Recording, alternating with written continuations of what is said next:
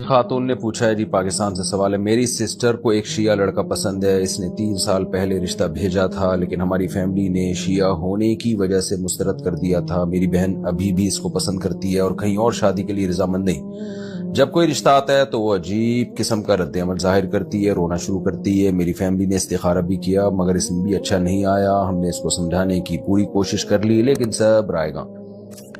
عام بات یہ ہے کہ وہ دونوں رابطے میں ہیں اور ہمیں سمجھ نہیں آ رہا کہ اس اسٹیج میں ہم انہیں شادی کرنے دیں یا نہیں۔ بصورت دیگر میری سسٹر کو زندگی میں آگے بڑھنے کے لیے تیار نہیں۔ بچیوں پہ پہلے کنٹرول کیا کریں، گھر میں رکھا کریں ان کو، یونیورسٹی جا رہی ہے تو آنا جانا کا انتظام کریں۔ بالکل جب بچیوں کو آزاد چھوڑ دیتے ہیں تو پھر وہ اپنی مرضی کرتی ہیں تو پھر مسائل کھڑے ہوتے ہیں، اس پہ خاندان والے اس کو ایکسیپٹ نہیں کر رہے ہوتے۔ بعض دفعہ وہ درست فیصلہ کر رہی ہوتی ہیں، بعض دفعہ غلط فیصلہ کر رہی ہوتی ہیں، تو اس لیے لڑکی جو ہے وہ گھر کی 4 دیواری میں ہی اچھی ہوتی ہے۔ اور کہیں ضرورت سے باہر نکلنا ہے تو ایک نگرانی رکھنی چاہیے۔ ہم یہ نہیں کہہ رہے کہ لڑکیاں خراب ہوتی ہیں جو باہر جا رہی ہیں، لیکن نگرانی نہیں ہوتی تو خرابی کا چانس بڑھ جاتا ہے۔ باقی یہ جو چاہ رہی ہیں یہاں نکاح کرنا جہاں یہ چاہ رہی ہیں، تو دیکھیں شیعہ حضرات کے بہت ساری قسمیں ہیں، بہت سارے عقائد ہیں، بہت سارے ان کے مسلک ہیں، ان کے نظریات ہیں۔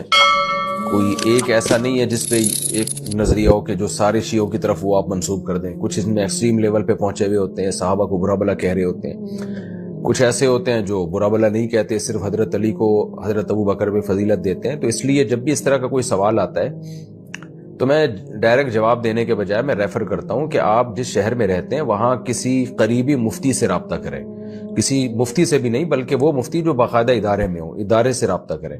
جیسے آپ اگر کراچی سے ہیں تو بنوری ٹاؤن چلی جائیں آپ، یا آپ جامعہ فاروقیہ چلی جائیں، یا دارالعلوم کرنگی چلی جائیں، یا جامعہ رشید چلی جائیں، وہاں جا کے اس شیعہ کے پورے حالات بتائیں کہ بھئی اس کے یہ عقائد ہے، اس کے بعد وہاں سے فتویٰ لیں آپ۔